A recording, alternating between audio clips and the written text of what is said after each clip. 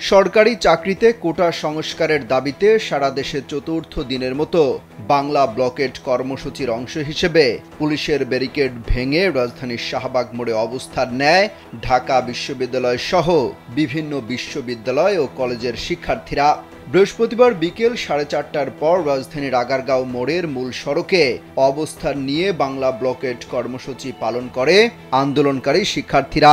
এর ফলে সড়কে যান চলাচল বন্ধ হয়ে যায়। এদিকে একই দাবিতে পুলিশের দেয়া ব্যারিকেড ভেঙে রাজধানীর শাহবাগ থেকে হোটেল ইন্টারকন্টিনেন্টাল পর্যন্ত অবস্থান নেয় শিক্ষার্থীরা। এ সময় শিক্ষার্থীরা শাহবাগে থাকা পুলিশের বেশ কিছু সাজোয়াজানের উপর উঠে উল্লাস করতে দেখা যায়। 250-টিরও বেশি ডিজাইন অপশন নিয়ে ওয়ালটন স্মার্ট ফ্রিজ, বোঝে আপনার প্রয়োজন। শাহবাগ থেকে শিক্ষার্থীদের একটি অংশ বাংলা মোটর কারওয়ান বাজার এলাকায় অবস্থান নেয়। এর ফলে শাহবাগ ও এর আশপাশের এলাকায় যান চলাচল সম্পূর্ণ বন্ধ হয়ে যায়। এতে গত কয়েকদিনের মতো আজও বিভিন্ন গন্তব্যের উদ্দেশ্যে রওনা দেয়া লোকজন ভোগান্তিতে পড়েন। বাধ্য হয়ে গাড়ি থেকে নেমে হাঁটতে হয় যাত্রীদের। কোটা সংস্কারের দাবিতে রাজধানী সহ দেশের বিভিন্ন স্থানে ব্যাপক উত্তেজনা সৃষ্টি হয়।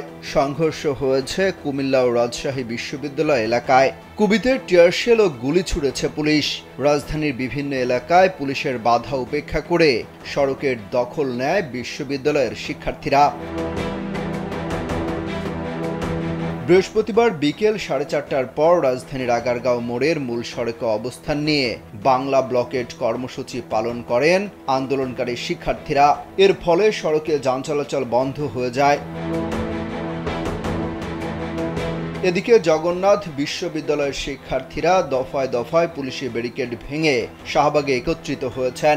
এর আগে বুধবার শিক্ষার্থীদের অবরোধে সারা দেশে কার্যত অচল হয়ে পড়ে সড়ক, মহাসড়ক ও রেলপথ। সকাল 10টা থেকে সন্ধ্যা পর্যন্ত ব্লকেড চলে। এ সময় সারা দেশ থেকে অনেকটা বিচ্ছিন্ন হয়ে পড়ে ঢাকা।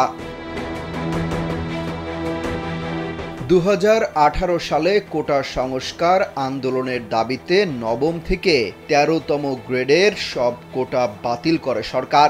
এবার সব গ্রেডে কোটা সংস্কারের দাবি করেছেন আন্দোলনকারীরা। অমিত হাসান রবিন, কালবেলা।